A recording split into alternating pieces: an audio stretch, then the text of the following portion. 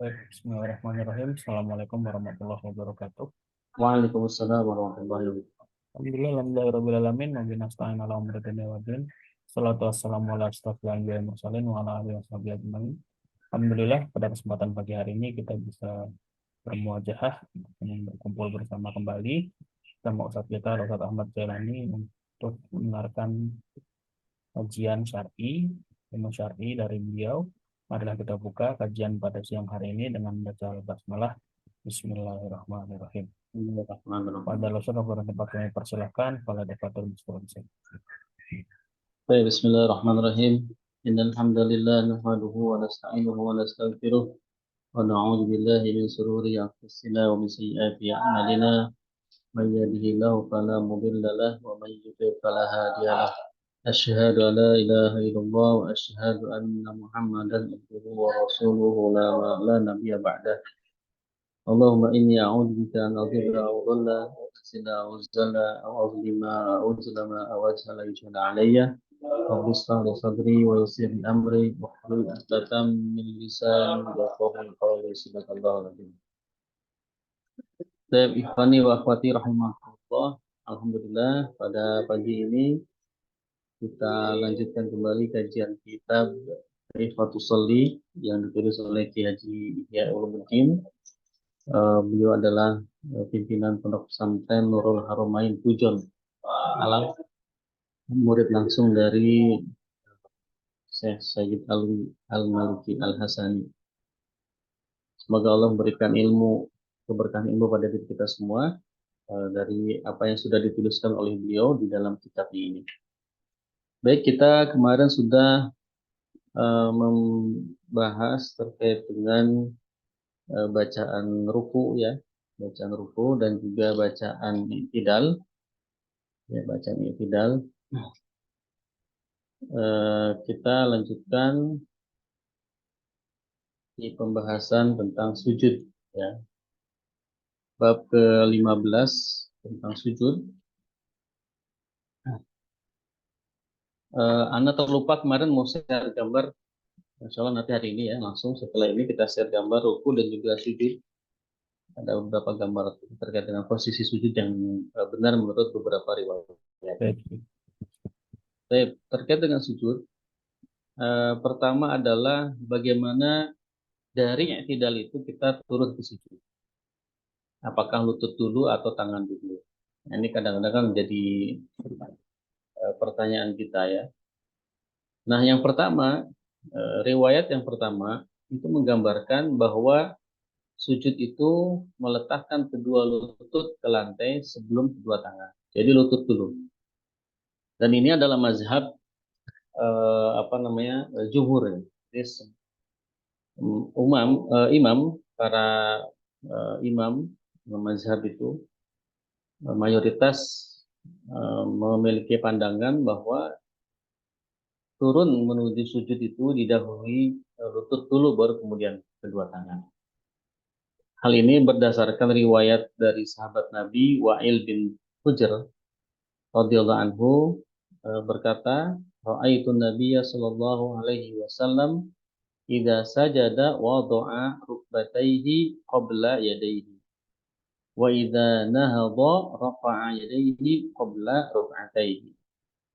Jadi kata beliau, aku melihat Nabi ketika bersujud, beliau wada'a rukbatayhi, meletakkan kedua lututnya.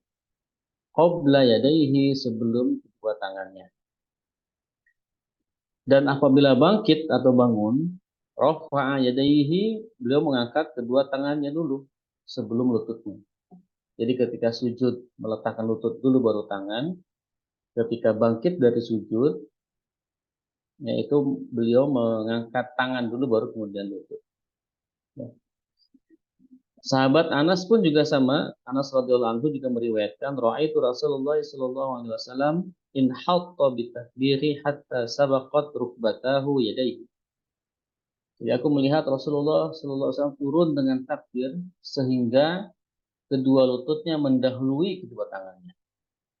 Nah, jadi Anas bin Malik pun melihat Nabi ketika turun dari i'tidal menuju sujud itu lutut dulu baru tangan.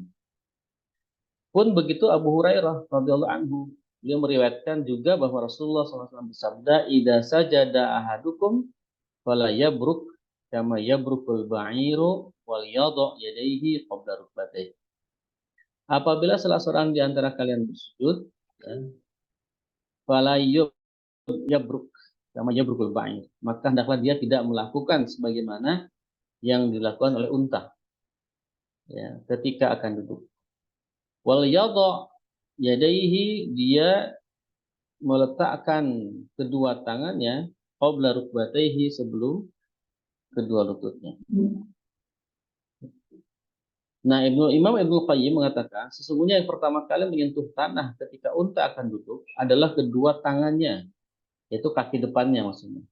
Karena unta kan kakinya 4, ya. Berarti tangan itu maksudnya adalah kaki bagian depan.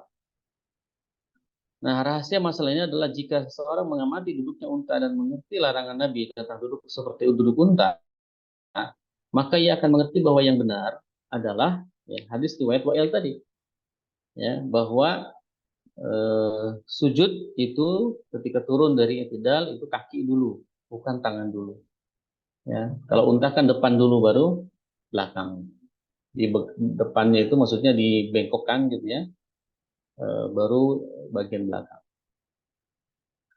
Selanjutnya Imam Ibnu Qayyim mengatakan, wa kana yaqulu li anna hadis Abi Hurairah kama dzakarna mimman qalaba ala ba'di ruwat man matnuhu wasluhu wa la'allahu wal yadha rukbatayhi qabla yadayhi. Dan menurut pendapat beliau, sesungguhnya hadis Abu Hurairah, ya, sebagaimana di atas adalah terbalik teks matanya oleh sebagian rawi. Ya. Mungkin asalnya itu wal yadha rukbatayhi qabla yadayhi, bukan wal yadha yadayhi qabla rukbatayhi. Kan kalau tadi teksnya itu seolah-olah tangan dulu sebelum lutut. Ya. Padahal menurut Imam Ibnu Qayyim itu terbalik matannya, harusnya itu wal yadha rukbatayhi qabla yadayhi. Nah, kenapa Ibnu Qayyim berpendapat seperti itu? Karena ada riwayat lain, ya, dari Abu Hurairah, idza sajada ahadukum falyabda bi rukbatayhi qabla yadayhi wa la yabruk burukal fahli. Nah, jika salah seorang kalian mau bersujud, maka hendaklah memulai dengan kedua lututnya sebelum kedua tangannya, dan jangan duduk seperti duduknya unta. Berarti hadis itu bisa kebalik, atau hadis itu sebenarnya Nabi sedang menjelaskan bagaimana unta itu duduk. Dia senantiasa meletakkan kedua tangannya sebelum kedua lutut. Baik. Itu yang pertama, ini beberapa riwayat yang menunjukkan bahwa cara turun bersujud dari i'tidal itu adalah dengan lutut dulu baru kemudian tangan. Yang kedua, ada beberapa riwayat yang menyatakan bahwa kedua tangan dulu baru lutut. Ini adalah mazhab Imam Al-Auza'i dan beberapa para ulama pengikut mazhab Imam Maliki. Misalkan contoh riwayat itu Ibnu Hazm dan salah satu riwayat dari Imam Ahmad bin Hanbal menyatakan bahwa Abu Hurairah radhiyallahu anhu meriwayatkan bahwa Rasulullah SAW bersabda, "Idza sajada ahadukum fala yabruk kama yabrukul ba'iru wal yadha yadihi qabla rukbatayhi." Ya. Ini hadisnya sama dengan tadi yang dikomentari oleh Ibnu Qayyim, ya. Yang menurut beliau bisa jadi matannya itu kebalik, ya, kebalik. Bukan wal yadha yadayhi, tapi wal yadha rukbatayhi. Nah, juga ada hadis marfu yang lain yang diriwayatkan oleh Imam Ad-Durqutni dengan sanad hasan, dan juga Imam Al-Hakim dalam kitab Al-Mustadraknya, bahwa anna Nabiyya sallallahu alaihi wasallam kana idza sajada yad'u yadayhi qabla rukbatayhi. Ya. Sesungguhnya Nabi biasa ketika sujud meletakkan kedua tangannya sebelum kedua lutut. Al-Hafiz Ibnu Sayyidin Nas juga berkata, hadis-hadis meletakkan kedua tangan sebelum kedua lutut itu lebih unggul katanya. Ya. Imam Auza'i mengatakan, adraktun nasa yad'una aydiyahum qabla rukabihim. Aku sempat berjumpa dengan orang-orang yang meletakkan tangan-tangan mereka sebelum lutut-lutut mereka. Sementara Imam An-Nawawi, ya, rahimahullah ta'ala, beliau mengatakan, la yadharu li tarjihu ahadil madhhabain. Ya, tidak jelas bagiku untuk mengunggulkan salah satu dari dua mazhab. Nah, menurut jumhur, ya, menurut jumhur ulama, yang paling tepat itu adalah meletakkan kedua lutut ke lantai sebelum kedua tangan. Ya, baru setelah meletakkan lutut, tangan kemudian menjulur ke depan, baru kemudian dahi, ya, dan juga hidung dan anggota sujud yang lain. Ya, itu yang lebih jumhur ya. Jadi banyak didapati oleh para ulama. Kemudian sujud dengan meletakkan 7 anggota ke lantai. Jadi ada 7 anggota sujud ya yang harus dipastikan nempel ke lantai. Yang pertama adalah dahi, kemudian 2 telapak tangan bagian dalam, telapak tangan ini maksudnya batnul kaf, bukan dhahirul kaf ya, bukan telapak tangan yang belakang, tapi telapak tangan depan. Kemudian 2 lutut kita, kemudian ujung telapak kaki kanan dan ujung telapak kaki kiri, ya ujungnya kan. Nah ini, jadi gini, ya jadi ujung ini maksudnya dia sedikit dilipat, bukan dihamparkan begini. Nah, kan ada orang yang kadang sujudnya dihamparkan gini kakinya, tapi bagus lebih diutamakan atau perintahnya ada di ujungnya. Nah, sehingga ujung kaki kita sebenarnya menghadap kiblat. Ya. Nah itu 7 ya, jadi 1 dahi, 2 telapak tangan, ya jadi 3, kemudian 2 lutut, ya, kemudian ujung telapak kaki, ya, dan ujung telapak kaki kiri. Ya, jadi ada 7 totalnya, 7 anggota apa namanya sujud ya, yang harus nempel ke lantai. Hal ini berdasarkan riwayat Ibnu Abbas radhiyallahu anhu, berkata Nabi Shallallahu alaihi wasallam bersabda, "Umirtu an asjuda ala sab'ati a'dhumin 'alal jabha." Nah, gitu ya. Jadi aku diperintahkan agar aku bersujud di atas 7 tulang. Ya, a'dhumin itu tulang. Yang pertama ala jabhah, ya. Nah, wa asyara biyadihi ala anfihi, dan beliau memberi isyarat kepada hidung. Jadi dahi itu dan hidung juga dianggap satu, ya. Kemudian kedua wal yadaini, 2 telapak tangan bagian depan, bagian dalam. Rukbataini, 2 lutut. Watraf qadamai, watraf qadamai, dan ujung jari kedua telapak kaki. Ya, wala takifta thiyaba wasya'ra, dan agar kami tidak menahan pakaian dan rambut. Jadi diusahakan ya ketika kita mau sujud itu tidak ada rambut atau baju yang menghalangi 7 anggota itu, terutama bagian dahi. Rambut ya atau pakaian. Ya. Kalau bagian lutut ya dia kan aurat ya, tetap harus tertutup. Yang dipahami bahwa yang dimaksud dengan tidak terhalang itu adalah bagian dahi ya. Jadi jangan sampai dahi kita itu tertutup kena peci gini gitu ya. Nah, sujudnya kan menghalangi oleh sesuatu. Atau rambut misalkan ya, rambut kita terlalu panjang sampai ke dalam. Makanya bagusnya pakai peci itu untuk menghalangi rambut agar tidak menghalangi apa namanya dahi kita ketika sujud. Ya. Atau pakaian, karena kita punya udeng-udeng gitu ya, sampai tebel gitu.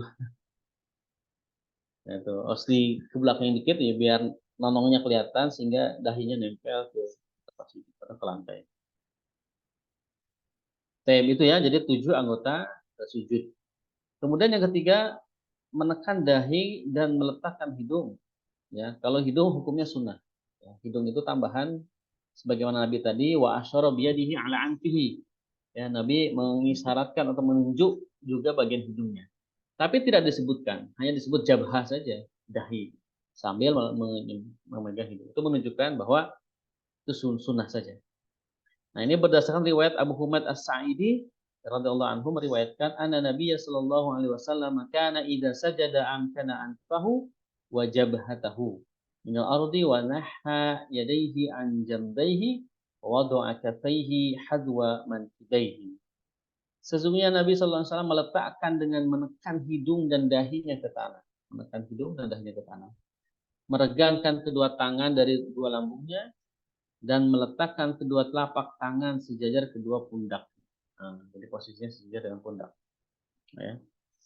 Wa idza sajadta fa'amkin jabhataka minal ardi hatta tajida hajmal ardh. Jika kamu bersujud, fa'amkin jabhatak, maka tekanlah dahimu minal ardi, ke tanah, hatta tajida hajma, sampai kamu bisa merasakan bentuk daripada tanah. Hajmal ardh. Ya, jadi harus tekan gitu ya. Wa'il bin Hajar juga mengatakan, ra'aitu Rasulullah SAW yasjudu ala anfihi ma'a jabhatihi. Ya, aku juga melihat Rasulullah sujud dengan jabhah, dahi dan juga hidung. Nah, jadi hidung pun termasuk bagian yang harus nempel ke lantai. Tapi hukumnya sunnah. Imam Abu Isa At-Tirmidzi berkata, fa in sajada ala jabhatihi duna anfihi faqala qaumun min ahli ilmi yujzi'uhu.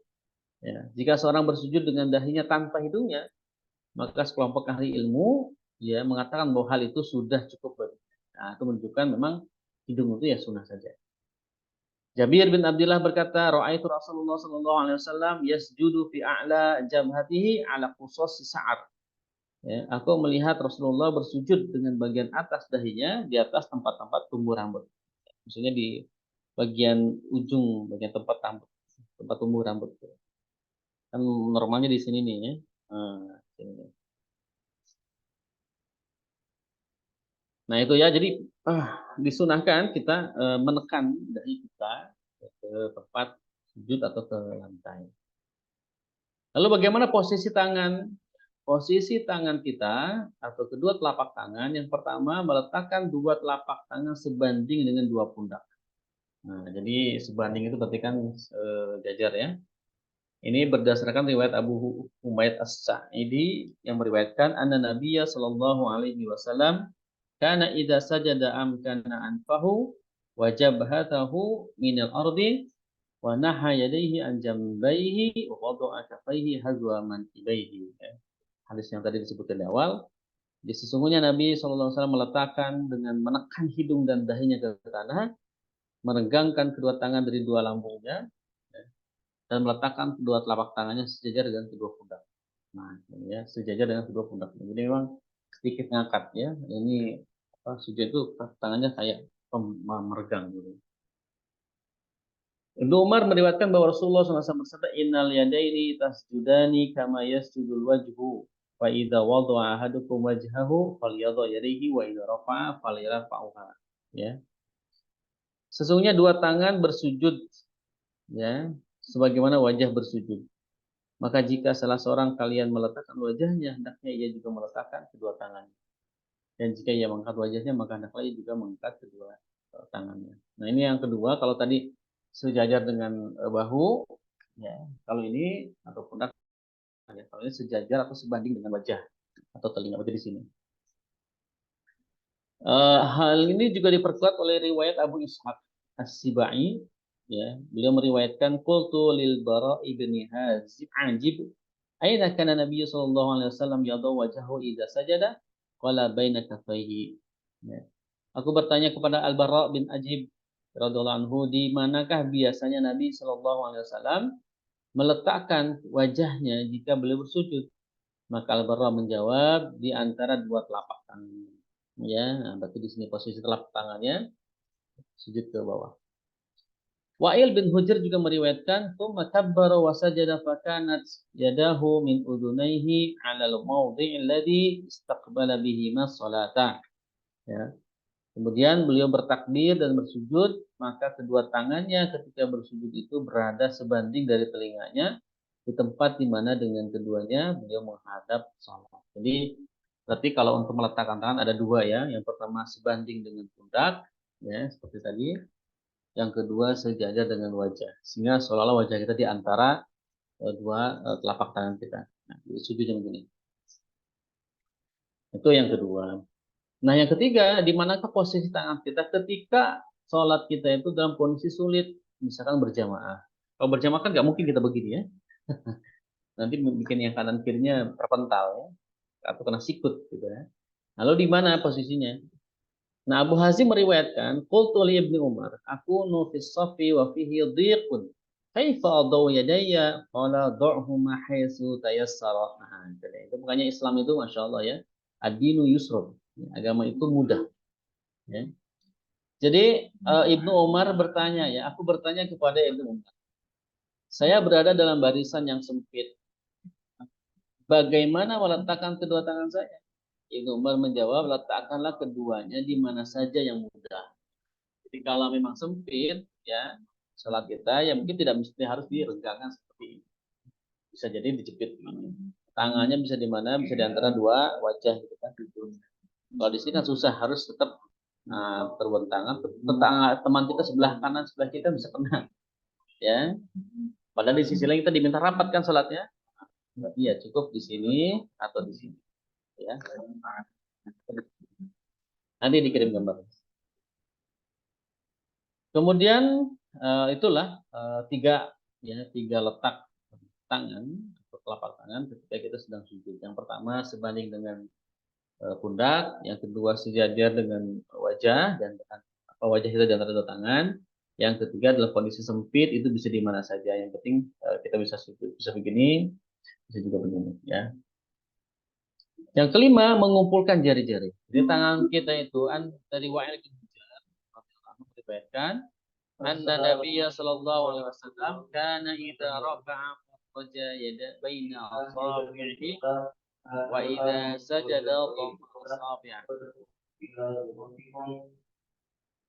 Sesungguhnya Nabi SAW biasa ketika ruku maka meregangkan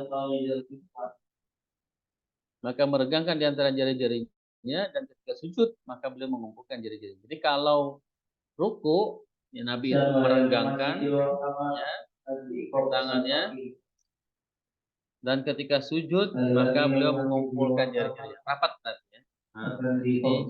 Ketika sujud itu rapat. Ketika sujud itu rapat. Jadi ketika sujud itu rapat jari-jari kita. Nah, ketika ruku jari kita malah terbuka. Ya, sujud itu rapat. Ini posisi jari-jari ketika sujud. Sudah tidak ada riwayat lain kecuali hanya bisa. Jadi rapat. Yang keenam, lengan tangan dan siku bagaimana? Ya, lengan tangan untuk diangkat, tidak dihamparkan. Ya, ini berdasarkan hadis Anas bin Malik radhiyallahu anhu meriwayatkan bahwa Rasulullah sallallahu alaihi wasallam bersabda, "I'tadilu fis sujudi wa la yabsut ahadukum dira'aihi in bisatal kalb." Tegaklah dalam bersujud dan jangan salah seorang kalian menghamparkan kedua bahunya sebagaimana anjing menghamparkan. Ya. Jadi tidak boleh kita sujud itu ini tuh di lantai gini. Ini kan lantai ya, di lantai, tangan kita begini. Ini nanti seperti anjing, posisinya jadi gini. Ya. Ini kan rata nih ke lantai, jadi seperti anjing. Ya. Jadi tangan tidak dihamparkan seperti itu, tapi harus diangkat. Jadi yang nempel itu hanya ini. Yang nempel itu hanya telapak tangan bagian dalam. Ya tidak satu lonjoran. Tidak boleh. Itu seperti anjing. Al-Bara bin Azib radhiyallahu anhu juga meriwayatkan bahwa Rasulullah SAW bersabda, "Idza sajadta fadha' kafaika warfa' mirfaqaik." Jika kamu bersujud, maka letakkanlah kedua telapak tangan dan angkatlah kedua siku. Nah, jadi sikunya diangkat. Baik. Nah, maka posisi siku itu pertama direnggangkan. Ya, ini berdasarkan Abdullah bin Malik bin Buhainah radhiyallahu anhu meriwayatkan, anna Rasulullah sallallahu alaihi wasallam kana idza shalla farraja yadai baina yadayhi hatta yabdu bayadu ibtai. Ya. Sesungguhnya Rasulullah itu biasa ketika sholat maka beliau meregangkan di antara kedua tangannya sehingga terlihat putih kedua ketiak. Jadi ketiaknya terlihat. Tapi saking diangkatnya tangan kita atau siku kita diregangkan. Kalau sholat sendiri atau jadi imam itu sangat memungkinkan, ya. Sholat sunnah misalkan sendiri atau jadi imam sangat memungkinkan. Tapi ketika jadi makmum berjamaah dengan yang lain, tadi posisi tangan sikut kita cari yang paling mudah dan tidak mengganggu teman sebelah. Ya, itu ada posisi yang ketiga. Tadi ya. Nah, kemudian ada juga yang tidak diregangkan, ya. Nah, jika tidak memungkinkan, maka siku boleh diletakkan di atas lutut. Nah, yang penting dia tidak ini. Nah, nanti itu nempel ke apa bagian paha ya, di atas lutut kaki kita. Nah, nanti lihat gambarnya. Ini berdasarkan hadis dari Abu Hurairah radhiyallahu anhu di mana ia berkata, "Ishtaka ashabun Nabi sallallahu alaihi wasallam ila Nabi sallallahu alaihi wasallam masyaqqata sujudi alaihim idza faraju faqala ista'inu birrukab." Jadi para sahabat Nabi mengeluh pada Nabi sallallahu alaihi wasallam akan beratnya bersujud atas mereka jika harus merenggangkan siku. Lalu beliau bersabda, gunakanlah lutut sebagai bantuan. Nah, jadi siku kita itu ditempel ke atas lutut ketika sujud. Ya. Yang penting tidak seperti anjing tadi. Ini ya tidak sampai ke lantai. Ya. Lalu posisi yang ketiga, yang ketujuh itu mengangkat pantat vertikal dengan lutut. Mohon maaf ya, mengangkat bagian pantat kita itu vertikal dengan lutut. Jadi posisi vertikal begini, ya, lurus pantat kita. Dia tidak ke depan, terlalu depan misalkan, atau tidak terlalu nunggak. Hal ini berdasarkan riwayat Abu Ishaq. Wasafa lana al-Barra'u ibnu Azib.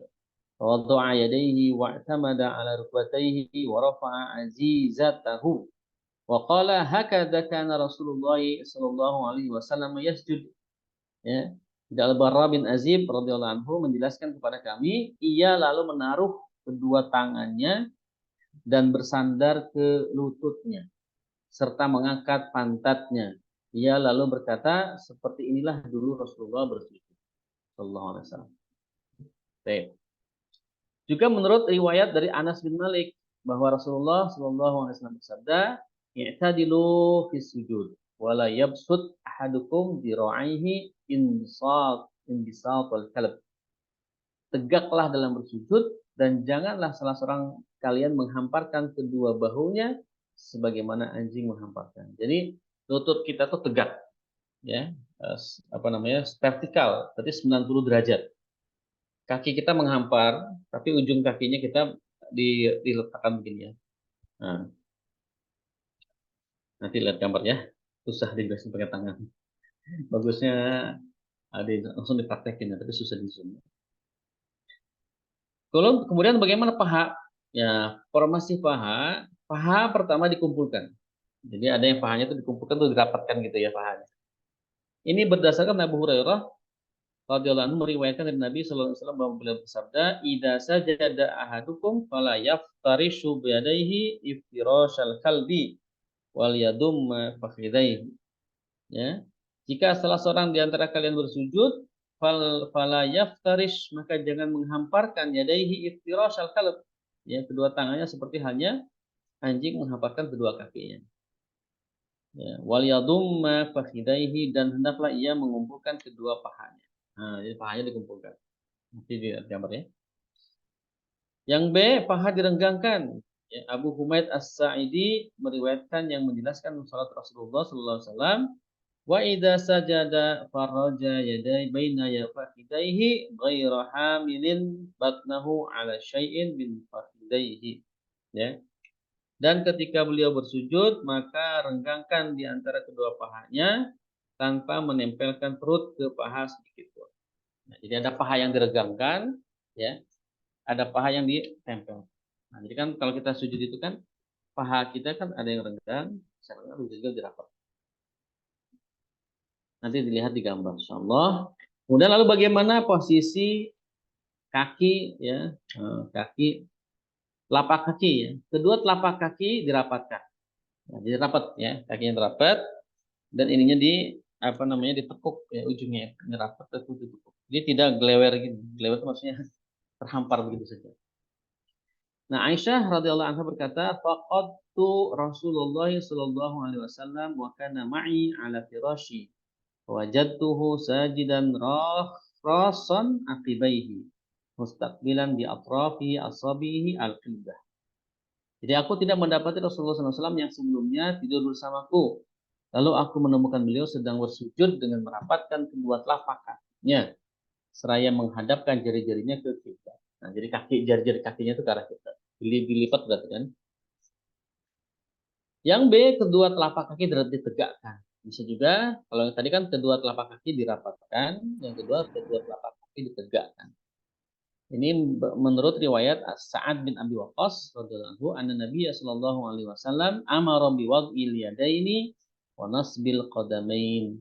Sesungguhnya Nabi memerintahkan meletakkan kedua tangan dan menegakkan kedua telapak kakinya. Sedangkan menurut riwayat dari Aisyah radhiyallahu anha juga, ya faqatu yang tadinya wa qadamahu mansubatan. Ya, jadi telapak kaki itu ditegakkan. Jadi telapak kaki kita tuh ditegakkan. Jadi tidak begini ya, tapi ditegakkan sambil dilipat. Jadi ujung-ujungnya itu tetap menghadap kiblat. Kemudian jari-jari menghadap kiblat tadi sudah, ya. Jadi tidak, kecuali kalau memang kakinya itu ada luka atau apa, tidak bisa ditekuk gitu ya, ya sudah itu uzurnya. Tapi normalnya kaki kita itu betul-betul ditekuk sampai ujung jari kita menghadap kiblat.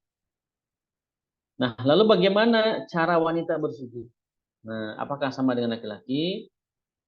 Ada beberapa riwayat. Yang pertama dari Yazid bin Abi Ubaid bin radhiyallahu anhu yang meriwayatkan, annahu sallallahu alaihi wasallam marra ala imra'ataini tusalliyani faqala idza sajadtuma fadumma ba'dal lahmi ila al-ardi fa innal mar'ata laysat fi dzalika karrajul.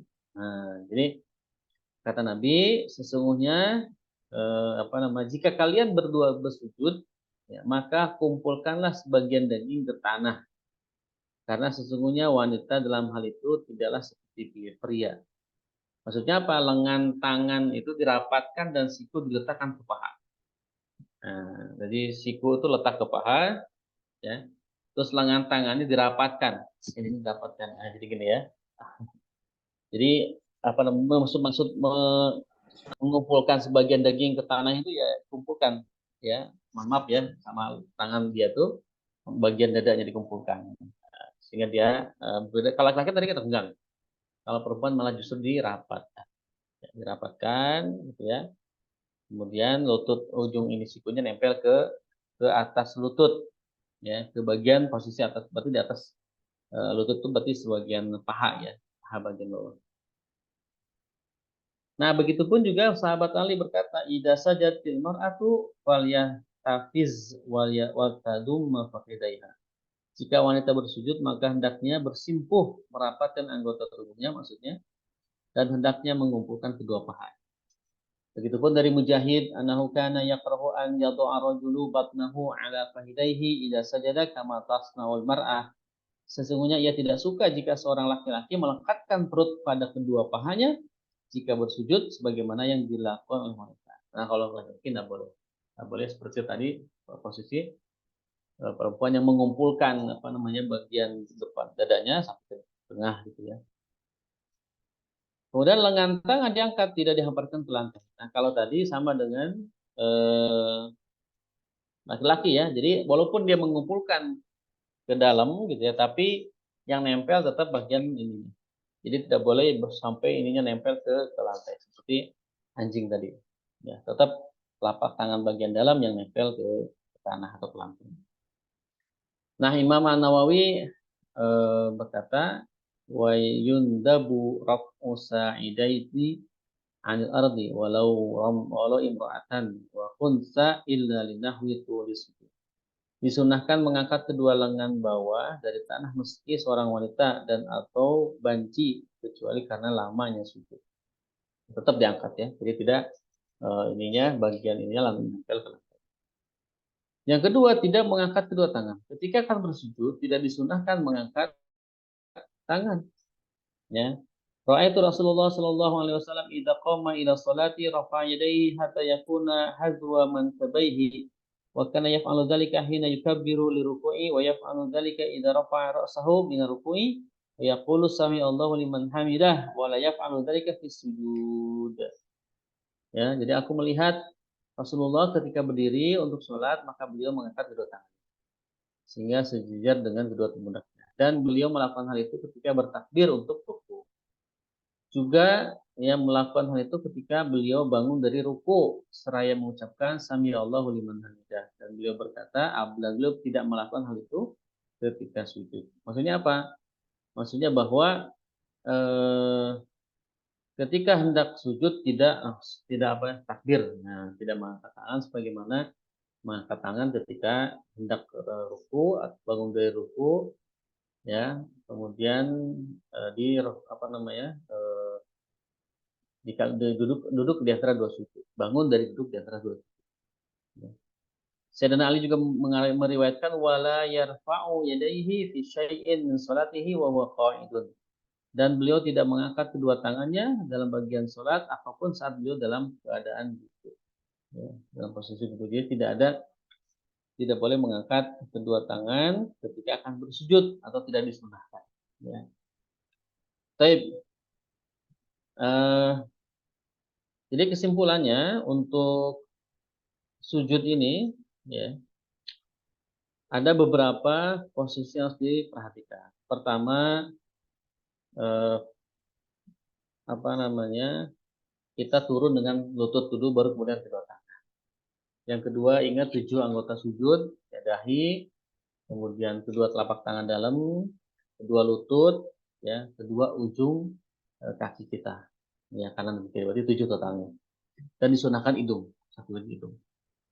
Dan itu meletakkan dahi dan hidung itu sedikit ditekan. Ditekan bukan berarti digosok-gosok, ya. Ya, sampai kita ingin mendapatkan apa?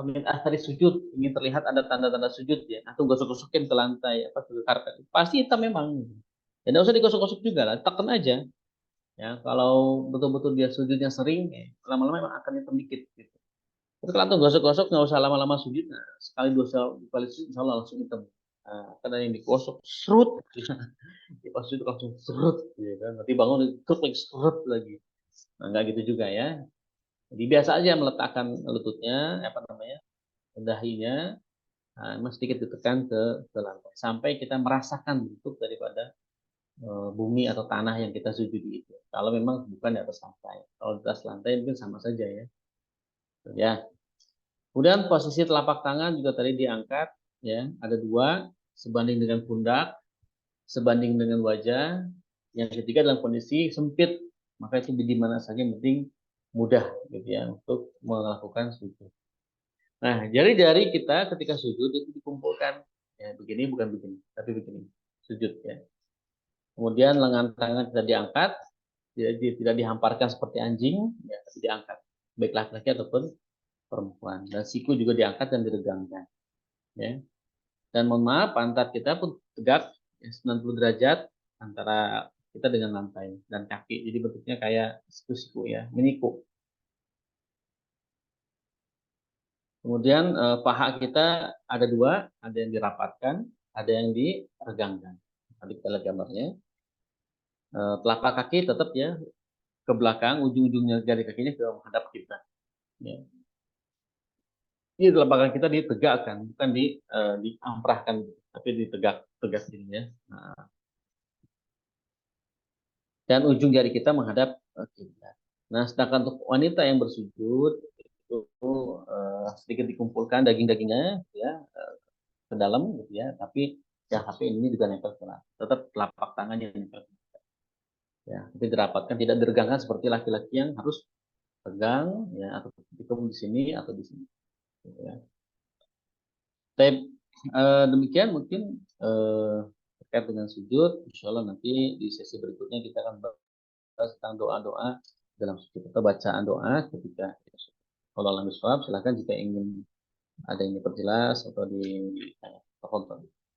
Baik, Ustaz, terima kasih atas pemaparan materi pada kesempatan siang hari ini. Silakan jika ada pertanyaan bisa langsung raise hand atau open mic karena kita sudah sampai di sesi tanya jawab. Silakan.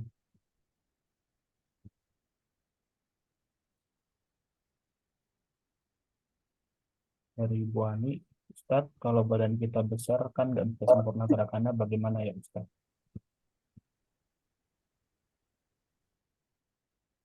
Badan kita besar dalam sujud, ya. Kalau dalam sujud itu apa yang susah, ya? Ketika badan besar. Apa yang susah, Mas Isan? Kalau saya biasanya lututnya itu nggak langsung dua-duanya satu-satu, baru tangannya diambil. Oh, oh, ketika turun ya, Iya, ketika turun. ketika turun dari apa dari berdiri ya, dari kidal turun itu kan tadi yang jumur itu kan lutut dulu, ya. Lutut baru kemudian tangan. Ya, lalu bagaimana kalau badannya besar, berat gitu ya? Nah, itu rusuh ya. Berarti posisi kita ya berarti gimana mudahnya aja. Lutut dulu yang kanan atau yang kiri, baru kemudian tangan satu lagi, terus baru kemudian lutut dan jadi intinya kalau mau kita mendapatkan fadilah keutamaan daripada sunnah yang diberikan oleh Rasulullah, maka lutut dulu. Kalau memang lutut dua-duanya susah, takut jeruk langsung gitu ya. Silahkan berarti satu dulu. Yang kanan dulu atau yang kiri dulu. Yang penting lebih dulu lutut daripada tangan. Ya. Badan besar juga kalau lutut satu masih bisa ya. Masih bisa satu dulu turun, tahan sama tangan baru sisanya gitu ya. Baik. Kalau memang posisinya dalam kondisi udur. Dan termasuk juga duduk tawaruk ya, duduk terakhir itu. Bagi yang gemuk tuh kan kadang susah ya kalau duduk apa namanya yang miring gitu ya. Ya, Itu itu Pak Fin kalau itu. Itu iya, Pak Fin itu, Tat. kalau duduk nanti di bab terakhir ada duduk tawaruk ya, duduk bagian terakhir. Di tahiyat terakhir itu kan kalau duduknya persis seperti yang di ini kan diajarkan kan itu sebenarnya bukan diajarkan ya, dua-duanya diajarkan. Jadi duduk tawaruk tuh bisa duduk tawaruk, ya, artinya meletakkan pantat kita ke lantai, kemudian menduduki kaki kita yang kiri, ya, kemudian mengangkat kaki kanan gitu ya. Nah, bisa juga posisi duduk di antara dua sujud. Nah, jadi tahiyat terakhir pun kalau memang kita tidak bisa, itu bisa dengan duduk di antara dua sujud. Karena memang duduk itu pun juga bisa. Nah, jadi duduk tasyahud ya, iftiros bisa, tawaruk juga bisa. Kalau iftiros kan yang duduk di antara dua sujud itu namanya iftiros. Kalau tawaruk itu kan duduk yang terakhir. Nah, duduk iftiros itu juga bisa dipakai untuk tahiyat terakhir. Kalau memang susah. Karena mohon maaf orang gemuk itu kan kalau duduk tawaruk itu kan pasti jungkir ke kiri ya, ke banting. Karena nggak bisa nahan. Nanti kasihan yang sebelahnya kalau berjamaah kejepit ya, sampai sana jatuh semua. Nah, itu tidak apa duduknya ya duduk iftiros aja. Duduk iftiros itu duduk di antara dua sujud. Nah, walaupun itu tahiyat terakhir tidak apa.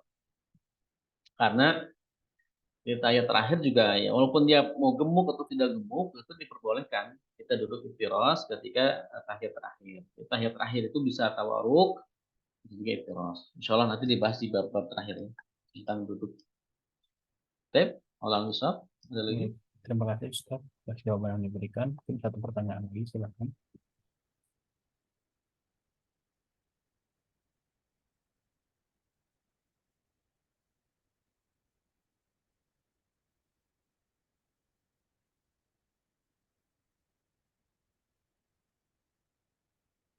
Baik. Jika tidak ada pertanyaan, mungkin bisa langsung ke quiz, Ustaz. Silakan. Dua Baik, pertanyaan. quiz pertama sebutkan 7 anggota sujud. 7 anggota badan yang harus nempel ke lantai. Dahi, telapak tangan bagian depan dan dalam. 2 lutut, ujung telapak kaki kanan kiri. 1, 2, 3, 4, 5. Ya, sahih. Telapak tangan bagian dalam ya. Bagian dalam. Bukan bagian ini. Kan nggak mungkin begini sujud. Saya, Mbak Ninda. Barakallahu fikum. Ya, satu lagi, Ustaz. Silakan. Satu lagi. Eh,